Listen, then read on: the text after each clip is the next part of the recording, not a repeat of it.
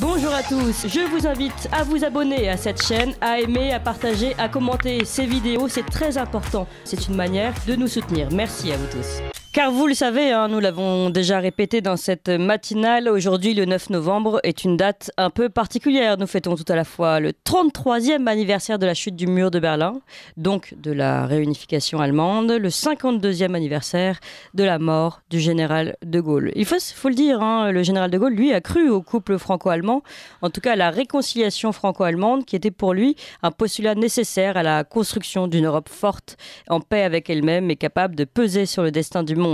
Il a trouvé avec le chancelier Adenauer un partenaire pour poursuivre cet idéal de paix et avec qui il a signé le traité de l'Élysée en janvier 1963. Alors aujourd'hui, à l'heure des bilans, le couple, si on peut encore l'appeler comme ça, a pris du plomb dans l'aile. Dernier exemple vraiment d'actualité, c'est les chars Leclerc qui n'ont pas été autorisés à emprunter les routes allemandes pour rejoindre la Roumanie, donc les chars français, dans le cadre de cette mission Aigle menée au profit de l'OTAN. Eh bien, d'après Le Monde, ces chars se sont vus opposer un refus catégorique de transit par voie routière de la part de l'Allemagne au titre de la limitation de tonnage s'appliquant sur la route. C'est quand même pas mal. Voilà comment nous traite l'Allemagne. Et plus sérieusement, on va tirer le bilan de ces deux anniversaires avec François Asselineau. Bonjour. Bonjour et bonjour à tous vos auditeurs. Vous êtes, je le rappelle, un président de l'UPR, l'Union populaire et républicaine. Alors, que vous inspire cette date aujourd'hui à l'heure des bilans ? C'est vrai que c'est presque un petit peu douloureux. Écoutez, je me permets de faire quelques bémols à la présentation que vous avez faite tout à l'heure. Je dis depuis des années, depuis 15 ans, que le couple franco-allemand, en fait, est un mythe et que ça n'a jamais vraiment existé. Si vous voulez, si je dis demain que je suis en couple avec Beyoncé, il faudrait encore qu'elle soit d'accord. Et ça n'a jamais été le cas. Vous n'avez jamais essayé, peut-être aussi. Charles de Gaulle a essayé, puisque vous le rappeliez, avec le traité franco-allemand de l'Élysée de début 1963, il a essayé de faire une alliance franco-allemande, mais dans son esprit, c'était très particulier. C'est parce qu'il avait pris en main le dossier européen après la guerre d'Algérie. Et en 1962, lors de sa conférence du 15 mai 62, il explique que l'Europe fédérale, ça sera en fait l'Europe sous commandement américain, ce dont il ne veut pas. Tout à fait. Alors il ne dit pas ça exactement comme ça, il parle d'un fédérateur extérieur qui ne serait pas européen, mais bon. On comprend. Voilà, on le comprend. Et le soir même, les ministres MRP de son gouvernement claquent la porte et donc De Gaulle n'a plus la majorité. Donc De Gaulle s'est retrouvé début 62 devant cette situation qu'il avait compris que la construction européenne, je l'ai expliqué depuis 15 ans, et je ne suis pas le seul, était en fait une invention américaine qui était née dans les services de Dean Acheson. Il a constaté en 62 que malheureusement en France, il n'avait pas les moyens de contrecarrer ça, et il a décidé de faire de cette construction, de la subvertir en faisant une construction qui serait découtachée des États-Unis et qui servirait les intérêts de la France. L'objectif de Gaulle était de faire de la France de refaire de la France de Louis XIV. D'ailleurs, il se prenait pour Louis XIV, le canard enchaîné le caricaturait ainsi. Il avait d'ailleurs demandé à Malraux de remeubler le château de Versailles, etc. Et donc, il a préparé un projet de traité avec les Allemands et que Adenauer, vieillissant, a accepté de signer. Mais dans ce traité, si vous le regardez bien, le traité franco-allemand de l'Élysée, il n'y a quasiment rien. Parce qu'en fait, ils étaient d'accord sur très peu de choses et donc ça parle essentiellement de l'OFAGE, l'Office franco-allemand de la jeunesse, de l'apprentissage des langues et des échanges entre les jeunes. Notez bien d'ailleurs, on a appris ça il y a quelques jours, que l'apprentissage de l'allemand en France est en chute libre, puisqu'il y a eu 72% des postes de professeurs d'allemand au CAPES qui n'ont pas été pourvus au dernier concours, et que l'apprentissage de l'allemand est en gros, il y a un tiers d'élèves en moins qui apprennent l'allemand qu'il y a une quinzaine d'années. Donc De Gaulle a fait un traité franco-allemand de l'Élysée où il avait pris le soin d'écarter toute référence aux États-Unis, au Royaume-Uni, au GATT, c'est-à-dire aux accords de commerce internationaux, à l'OTAN. Tout ça n'était pas dans le traité. De Gaulle voulait couper l'Allemagne des États-Unis. En fait, il l'a dit à perfide dans C'était De Gaulle. Oui, tout à fait. Il a dit dans ce duo, Ce qui embête les Allemands, c'est que nous serons les premiers parce que nous aurons la bombe. Alors que vous savez que les Allemands ont l'interdiction d'avoir la bombe nucléaire. Seulement, De Gaulle avait présumé de ses forces. Il avait aussi oublié 2 choses importantes. La première... Oui, donc là, on est bien d'accord qu'il y a cru malgré tout. Mais il a cru qu'il allait pas pouvoir... forcément le choix. Voilà, il n'a pas eu le choix. Il a cru qu'il allait pouvoir faire une espèce de prise de judo. Le problème que De Gaulle avait oublié, ou alors... Il le savait parce que c'était un homme extrêmement intelligent, mais il faisait, à un moment perfide dans son livre, dit De Gaulle faisait comme si. Voilà, il fait comme si. Parce qu'il voyait bien que les Allemands étaient très réticents, c'est le moins que l'on puisse dire. Il avait oublié 2 choses, c'est que d'abord les Allemands sont beaucoup plus proches comment dirais-je, culturellement, même du point de vue ethnologique, si j'ose dire, des Américains que les Français. Il y a eu toute une émigration allemande aux États-Unis d'Amérique au 19e et au début 20e siècle. Vous savez que la capitale, par exemple, du Dakota du Nord s'appelle Bismarck. C'est quand même extraordinaire. Et dans tout le nord-ouest des grandes plaines américaines, vous avez énormément d'Allemands. Et des gens comme Marlène Dietrich ou comme Kissinger ou comme Boeing sont des Américains d'origine allemande. Donc ça, il avait un petit peu oublié ça. Et deuxièmement, il n'avait pas oublié, mais il avait un peu mis de côté le fait que l'Allemagne était sous direction américaine. Il y avait des soldats, et il y a toujours d'ailleurs aujourd'hui des casernes avec des soldats américains sur le territoire de l'Allemagne. Donc en fait, ce qui s'est passé, c'est qu'il a signé ce traité, et puis en juin 62, donc il a constaté que le Bundestag avait ratifié ce traité, mais en y ajoutant un protocole interprétatif où les Allemands avaient ajouté donc tout ce que voulaient les Américains. Ils parlent des États-Unis, ils disent que le Royaume-Uni a vocation à entrer dans le marché commun, ils disent que tout le marché commun doit se situer en alliance avec les États-Unis et dans l'OTAN, etc. Tout ce que De Gaulle avait écarté. Et alors ça a eu des conséquences, et que De Gaulle, lorsqu'il découvre ça, dit à Perfit « Les Allemands avaient été mon grand espoir, ils sont mon grand désappointement », et il convoque à l'Élysée quelques jours après Edgar Faure, qui était un ancien ministre, et il lui demande de prendre la direction de Pékin et d'aller voir Mao pour lui dire que la France va reconnaître la République populaire de Chine. C'est-à-dire que De Gaulle explique ça à Perfit, il lui dit « Le monde est grand et la France a un vaste jeu à jouer. Puisque les Allemands ne veulent pas de ce couple franco-allemand, eh bien moi je vais reconnaître la République populaire de Chine. Un équilibre ailleurs. Je vais faire une alliance de revers comme François Ier avec Soliman le Magnifique en 1521. Voilà, en 1526. Alors, depuis lors, on vit sur un mythe. Mais alors ce traité finalement a été signé avec les ajouts. Mais oui, c'était un protocole interprétatif unilatéral décidé par l'Allemagne. Donc en fait, les Allemands ont vidé de substance ce traité franco-allemand de l'Élysée. Alors nous, on a fait comme si. Et ça fait donc des années. Depuis 1962, ça fait. Mais le général de Gaulle, après ces ajouts, et donc on va dire le désaveu, est-ce qu'il a continué de faire comme si ou immédiatement? Oui, parce que d'abord l'Allemagne, c'est quand même notre voisin, c'est quand même un partenaire économique considérable. Déjà, à l'époque, il s'était déjà beaucoup relevé. C'était le pays, et c'est le pays le plus peuplé de ce qu'était le marché commun. Ça reste le pays le plus peuplé de l'Union européenne maintenant. Et donc, on ne peut pas faire comme si l'Allemagne n'existait pas. Donc, il y a eu quand même une volonté, et puis De Gaulle, après, a quitté la scène. Ses successeurs ont embrayé là-dessus, et donc on a entretenu ce mythe du couple franco-allemand. Alors, que l'on me comprenne bien, il est évident que la France doit avoir des relations étroites avec l'Allemagne, bien entendu. Mais dire que c'est un couple, alors que ça n'est pas vrai, puisque, si vous voulez, l'épousée en question, l'Allemagne, en fait, nous trompette tous les jours avec les États-Unis. Oui. Donc, c'est peut-être un couple, mais... Voilà, un couple moderne. Donc, non, en fait, si vous voulez, il se passe quelque chose de terrible, c'est que, De Gaulle le disait bien, d'ailleurs, il n'y a rien de plus important que les peuples et les nations. Il se trouve, et ça remonte au partage de Verdun entre les petits-fils de Charlemagne, il se trouve qu'entre la partie de la Francie occidentale qui avait été donnée à Charles le Chauve, qui allait devenir la France, et puis la partie qui allait être donnée à Louis le Germanique, ce sont 2 mondes irréconciliables, en fait, qui ne se connaissent pas. Et d'ailleurs, regardez autour de vous, connaissez-vous beaucoup de Français qui parlent couramment l'allemand?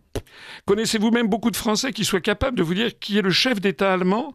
Non, le président Steinmeier, les gens ne le savent pas. Donc les gens sont en fait... il y a quand même eu toute une époque qui n'est pas si vieille, on va dire, où les bons élèves, entre guillemets, devaient faire allemand et pourquoi pas partir en Allemagne. Bien sûr, c'est ce que j'ai fait, si vous voulez. Oui. Dans les années... C'est exactement ça, quand je suis entré en 6e. Moi, mes parents m'avaient dit qu'il faut faire l'allemand parce que c'était les meilleurs élèves qui allaient en allemand. Et puis je suis allé dans une famille d'amis maintenant qui était à Regensburg, en Bavière, donc j'ai été le parfait produit de cette croyance. Et encore une fois, je ne dis pas ça, je ne suis pas un anti-allemand, je constate simplement que ce sont des peuples qui ne se mélangent pas, les divorces d'ailleurs en termes personnels, hein, les couples franco-allemands marchent parfois, ça marche. Quoi, notre chanson de Gilbert Bécaud. Voilà, mais je ne sais pas si vous savez, mais il y a un véritable drame, les services consulaires le connaissent très bien, lorsque un couple français-allemand, un Français qui se marie avec une Allemande ou une Française avec un Allemand, mais surtout un Français avec une Allemande, quand ça marche pas, c'est terrible, parce que la justice allemande donne systématiquement raison à la mère allemande pour qu'elle garde les enfants, ils n'ont pas le droit de visite, enfin il y a des véritables drames. Bon, alors tout ceci fait qu'on a fait semblant, sauf que voilà, il y a quelque chose qui s'est passé depuis la période de De Gaulle, c'est la chute du mur de Berlin que nous célébrons aujourd'hui. Je voudrais vous faire à ce propos remarquer quelque chose d'assez extraordinaire dans la vie des peuples et des nations. Quelles sont les deux nations qui finalement sont à l'origine de la chute du mur de Berlin ? Eh bien, la première, c'est la Hongrie, qui, dès le mois d'avril 1989, a décidé de cisailler le rideau de fer, qui était des fils barbelés qui séparaient la ville occidentale hongroise de Sopron du Burgenland autrichien, sous la pression d'un dirigeant communiste très réformateur à Budapest. Et à partir de ce moment-là, vous avez des quantités de Tchèques et d'Est-Allemands qui ont fait un trajet pour passer à l'ouest par la Hongrie. Ça, c'est le premier point. Et le deuxième pays, c'est la Pologne, puisqu'il y a eu quelques semaines après l'arrivée au pouvoir à Varsovie de Tadeusz Mazowiecki, qui était un premier ministre polonais qui était originaire de Solidarność. Or, Solidarność, ça fait référence, comme vous le savez, aux grèves qui auront lieu en 1990. Donc on est dans cette période, hein, et qui s'amènera jusqu'au coup d'État de Jaruzelski en 91. Et tout ceci avait été lancé par l'élection de Jean-Paul II au Vatican en 1978. Un pape polonais, ça avait été un ferment de déréliction, pour parler en termes chrétiens, de la société communiste polonaise. Alors je vous dis ça parce que regardez bien ce qui se passe. Et là, j'attire l'attention de vos auditeurs. C'est la Hongrie et la Pologne qui ont finalement été les ferments de la destruction de la construction du socialisme. Or, aujourd'hui, c'est la Hongrie et la Pologne qui sont les ferments de la destruction de la construction européenne. Ce sont deux pays qui sont irrédents, comme on dit, parce que les Polonais sont un peuple très à part qui est resté catholique dans un océan de protestantisme ou d'orthodoxie. C'est un pays qui a une très forte identité nationale. Et les Hongrois, pareil, puisque eux, c'est encore plus particulier. Le peuple magyar, vous savez qu'il a une langue très particulière et qui ne ressemble à aucune autre, et qui se rattache, je crois, à un rameau ou ralo altaïque. Enfin, donc, dans un cas comme dans l'autre, ce sont des peuples qui sont très, très jaloux de leur indépendance. Et aujourd'hui, la tension est extrême entre ces deux pays et notamment l'Allemagne. Vous avez vu que la Pologne, il y a quelques jours, a publié officiellement une demande de réparation pour la Seconde Guerre mondiale de 1300 milliards d'euros. Je ne sais pas si vous voyez ce que ça veut dire. Oui. Et c'est publié officiellement sur le site du ministère des Affaires étrangères polonais. Pourquoi ça ? Parce que l'Allemagne a pris de plus en plus d'ampleur dans le cadre du marché commun, puis de l'Union européenne, et en est arrivé à ce que certains caricaturent, mais pas seulement en Pologne ni en Hongrie, mais c'est aussi en Grèce, en Italie, comme le Quatrième Reich. Et donc, les Allemands sont un peu victimes de leur succès. C'est qu'ils sont, par une certaine forme d'arrogance, se sont mis à dos un certain nombre de peuples. Alors, ajoutons... à l'inverse, la Hongrie et la Pologne sont considérées aujourd'hui par cette Europe-là, donc la Commission européenne, Ursula von der Leyen, comme étant vraiment les vilains petits canards. Voilà, parce que justement, ils ne se plient pas à la doxa dominante, parce qu'ils interviennent. Les Hongrois, je ne prends pas parti en la matière. Considèrent que la Constitution nationale est supérieure à la Constitution. Voilà, exactement. Lorsque, par exemple, des sujets polémiques comme le droit des LGBT, par exemple, qui font polémique, ou bien la question sur l'immigration qui font polémique en Hongrie, tout ça fait polémique en Pologne et en Hongrie. Les dirigeants polonais et hongrois disent mais on n'a jamais signé dans les traités, il n'y a jamais été question de tout ça. Donc ils estiment que la Commission européenne et les pays de l'Ouest outrepassent leur pouvoir. Et puis par ailleurs, la Hongrie est le pays natal de George Soros, et donc les dirigeants hongrois sont les premiers à savoir quelles sont les actions de George Soros et de l'Open Society un peu partout à travers l'Europe, mais aussi à la Cour européenne des droits de l'homme, par exemple. Voilà, donc il y a vraiment un pôle de résistance à la construction européenne, c'est-à-dire à la création d'une Europe fédérale, d'une Europe supranationale. Et dans tous ces pays, ils considèrent que l'Union européenne aujourd'hui, c'est une nouvelle URSS. Et qu'ils la feront tomber comme ils ont fait tomber l'URSS. Voilà. Alors, au jour d'aujourd'hui, on en est à un divorce qui est de plus en plus consommé, parce que maintenant les Allemands ne se cachent plus de mépriser Macron et la France. Alors, mépriser Macron, ils ne sont pas les seuls, puisque Macron, n'en déplaise aux macronistes fanatiques, Macron est considéré comme quelqu'un de pas sérieux dans le monde entier, plus personne ne veut lui parler, etc. Mais là, depuis quelques semaines, ça prend des proportions considérables, puisque le divorce est entier, que ce soit sur les questions énergétiques, que ce soit sur les questions d'éoliennes, de centrales nucléaires, que ce soit sur les questions de rapports internationaux, que ce soit sur les questions de réformes économiques. Et je crois que c'est là que le bas blesse. Et il y a quelque chose qu'il faut vraiment que vos auditeurs comprennent, c'est que on ne parle pas de l'euro, mais l'euro est dans toutes les pensées, notamment en Allemagne. Parce que les Allemands sont en train de nous couver une véritable crise sur la question de l'euro. Pourquoi ? Parce que depuis des années maintenant, la France, qui s'était engagée à avoir des finances assainies, ne le fait pas. Oui. La France passe son temps à faire de l'endettement, Macron le premier, puisque je rappelle que son idée géniale de confiner tout le monde, ce qui n'a eu aucun effet, et même des effets négatifs. Et son idée géniale de quoi qu'il en coûte. Voilà, eh bien ça coûte quand même, il a endetté la France de quelques 500 milliards d'euros. Or, si vous voulez, l'Italie, la France, mais aussi la Grèce, l'Espagne, ça fait partie de ce que les Allemands craignaient, qui étaient les pays du Club Med, comme ils disaient. À la remorque. Voilà. Et donc, les Allemands ne voulaient déjà pas d'une monnaie. J'ai déjà eu l'occasion... Mais bon, une monnaie qui leur sert quand même, eux, qui sert leur cause à eux. Oui et non. Qui était alignée sur le marque, etc. Alors, encore autre chose que je voudrais dire. Si alors, on a déjà dépassé le temps, donc il va falloir... Oui, mais c'est intéressant, je pense, ce que je dis. Parce que là, ce que je voudrais dire, c'est que lorsque l'Allemagne de l'Est s'est réunifiée avec l'Allemagne de l'Ouest. Donc, un an à peu près après la chute du mur, c'était le 3 octobre 1990. Donc, quasiment un an après le 9 novembre 1989. Les Allemands ont fait un taux de change de 1 pour 1, c'est-à-dire un mark Est pour un mark Ouest, ce qui n'était pas du tout le cas. Et ils l'ont fait uniquement jusqu'à l'équivalent de 300 000 Deutschmark. Donc, c'était uniquement pour les gens, pour les 98% de la population. C'était pas vrai pour des sommes beaucoup plus importantes. Là, il y avait un autre taux de change. Mais pour la population, c'était 1 pour 1. Et les Allemands ont appelé ça die Einheitliche Währung, ça veut dire la monnaie de l'unité, la monnaie unique. Mais lorsque il y a eu la création de l'euro, ça veut dire quoi ce que je veux dire ? Ça veut dire que quand on aime, on ne compte pas. Normalement, du point de vue économique, jamais on n'aurait dû avoir un mark Est égal à un mark Ouest. Ça a été un pactole pour les Est-Allemands. Ils ont eu un cadeau de bienvenue énorme. Normalement, ça valait 10 ou 20% du mark Ouest. Mais comme le dit le proverbe français, quand on aime, on ne compte pas. Mais lorsqu'on est entré dans l'euro... Et comme on est dans un couple qui ne s'aime pas... Quand on est entré dans l'euro, le franc, on est entré à 1 euro égale 6 francs, 55 957, et 1 euro était égal à 1,95 583 Deutschmark. Je me suis amusé à faire la division et je me suis rendu compte que un mark a été égal en fait à 3,35, 38, 54, 88, 51, etc., etc. C'est un nombre irrationnel entre le mark et le franc. Ça veut dire quoi ? Ça veut dire que quand on n'aime pas, on compte. Voilà. C'est-à-dire qu'il y a eu l'unification allemande, c'était Bien un sûr, peuple qui se retrouvait, Non, die mais- Einheitliche Währung, la monnaie de l'unité.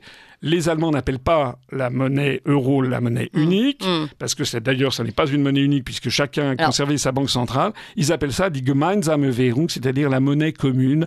Et ça change tout, puisque en réalité, les Allemands, maintenant, je crois que dans leur tête, ils ont décidé qu'il allait falloir détruire l'euro. Que c'était fini. Très intéressant. Mais ce qui est intéressant, c'est de comprendre que les Allemands aussi y ont perdu, parce que les Français également, hein, on peut le dire, 3591 milliards d'euros de PIB par rapport à si elle était restée aux francs. C'est une étude du Centre de politique européenne de 2019. Oui, parce que si vous voulez... Tout le monde y a perdu. Tout le monde y perd. On y a perdu. Et ce qu'il faut bien comprendre... Qu'on soit du club méditerranéen ou... Ce qu'il faut bien comprendre, c'est que les Allemands, mettons-nous un instant de leur point de vue, ils ont le sentiment que l'Italie ou la France s'endettent, et que c'est la BCE qui, pour éviter une distorsion trop importante des taux d'intérêt entre les obligations à 10 ans de l'Italie, de la France d'un côté, de l'Allemagne de l'autre, ce qu'on appelle les spreads, il faut que la BCE, contrairement à l'esprit des traités européens, rachète sur le marché secondaire des obligations à 10 ans pour faire baisser les taux d'intérêt demandés par les marchés. Or, la conséquence de ça, c'est que les Allemands, ils pensent, en matière financière, on appelle ça l'aléa moral, ils pensent que les Français et les Italiens, ils tirent sur la corde et qu'ils jouent sur le fait qu'ils pourront toujours s'endetter, il y aura toujours l'Allemagne derrière. Et ça, les Allemands, ils ont dit dans leur tête, c'est bientôt terminé. Donc vous pensez quoi? C'est la fin de l'euro ou la fin de l'Europe? Les deux. Je l'ai toujours dit d'ailleurs. Alors ce que je ne sais pas, c'est comme dans les évangiles, nul ne sait le jour ni l'heure, mais ce que je pense, c'est que les Allemands, de plus en plus, commencent à tirer une croix et sur l'Union européenne et sur l'euro, parce qu'ils ont peur que tout cet échafaudage, au bout du compte, les ruine irrémédiablement. Ce qui ne serait pas forcément une mauvaise nouvelle pour les Français non plus, si on commençait à récupérer notre souveraineté. Merci beaucoup, François Asselineau, président de l'UPR. Merci de m'avoir invité. Vous appréciez cette émission? Alors aidez Radio Courtoisie à en produire d'autres, en indépendance totale. Rendez-vous sur soutenir.radiocourtoisie.fr. Merci d'avance.